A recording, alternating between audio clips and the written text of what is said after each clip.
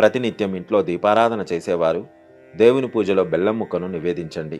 బెల్లం ముక్కను నైవేద్యంగా సమర్పిస్తే ఆకస్మిక ధనలాభాలు వరిస్తాయి. ఇంట్లో దీపారాధన చేసిన తర్వాత మీ ఇల్లంతా ఖచ్చితంగా ధూపం వేయాలి. ఇలా ధూపం వేయడం ద్వారా ఇంట్లోని నెగిటివ్ ఎనర్జీ మొత్తం బయటకు వెళ్ళిపోయి మీ ఇంట్లోకి దైవశక్తులు ఆకర్షిస్తాయి. ఇక పూజ చేసేవారు తప్పనిసరిగా కుంకుమ బొట్టు పెట్టుకోవాలి. చేతులకు నిండుగా గాజులు వేసుకోవాలి.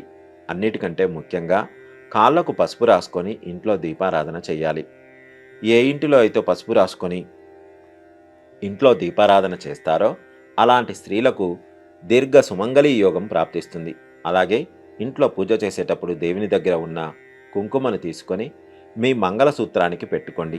ఇలా చేయడం ద్వారా మీ భర్త ఆయుష్ పెరగడంతో పాటు మీ భర్త సంపాదన కూడా విపరీతంగా పెరుగుతుంది. నల్లటి వస్త్రాలు వేసుకొని దీపారాధన చేయకూడదు. ఇంట్లో పూజ చేసే స్త్రీలు తూర్పు ముఖంగా కూర్చొని పూజ చేయాలి. ఈ పూజ నియమాలను పాటిస్తే తప్పకుండా శుభం జరుగుతుంది.